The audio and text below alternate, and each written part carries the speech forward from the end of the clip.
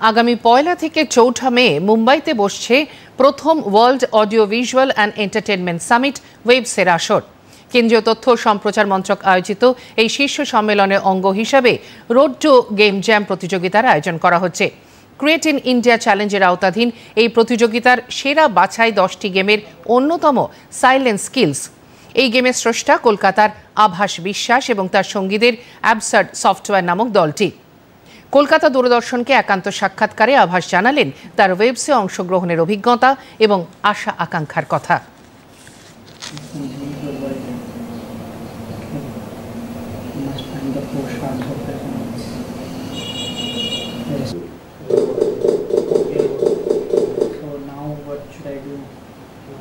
আমি ছোটোবেলা থেকেই অনেক বেশি গেম খেলতাম। তো যখন আস্তে আস্তে বড় হলাম, ক্লাস 11-এ আমাদের কোডিং শেখানো হলো সিবিএসই বোর্ড থেকে।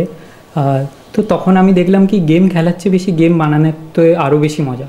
তারপর আমি ভাবলাম কি যখন আমি ক্যারিয়ার সিলেক্ট করি আমি কিছু একটা ইউনিক করতে চেয়েছিলাম, যেই কারণে আমি ভাবলাম কি গেম ডেভেলপমেন্টটা নিয়েই এগোই। সেই জন্যে আমি এমন একটা কোর্স করলাম যেখানে কি আমাদের গেম ডেভেলপমেন্টটাকে ফোকাস করা হয়। সেজন্য আমি বিটেক কম্পিউটার সায়েন্সে করলাম, স্পেশালাইজেশন ইন গেম টেকনোলজি। একটা ইনফরমেশন পেয়েছিলাম কি একটা গেম জ্যাম হচ্ছে অল ওভার ইন্ডিয়া, যেটা কি ওয়েবস কোঅর্ডিনেট করছে। তো ওখানে আমরা পার্টিসিপেট করলাম। আমরা 3জন টিমমেট ছিলাম, আমি, যশ আর শুভম বলে। আমরা 3জনই মিলে এই গেমটা বানালাম।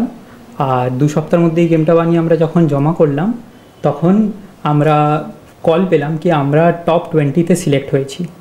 দেন তারপর আবার ওরা জাজ করলো, দেন আমরা আবার কল পেলাম, বললাম কি আমরা টপ 10-এও সিলেক্ট হয়েছি। আমাদের একটা থিম দিয়ে দেওয়া হয় কি 4-5টা থিম। তো আমরা একটা থিম সিলেক্ট করেছিলাম এই 5টার মধ্যে, দ্য সাউন্ড অফ সাইলেন্স।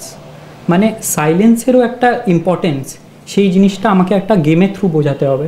এটা তো অনেকই ভালো ফিলিং কি আমাদের মুম্বাইতে ডেকেছে, আমরা টপ 10 ফাইনালিস্ট হয়েছি। থ্যাংক ইউ জানাতে চাইছি গভর্নমেন্ট অফ ইন্ডিয়াকে, কি প্রাইম মিনিস্টার নরেন্দ্র মোদির জন্যে এত বড় একটা সামিট হতে পেরেছে।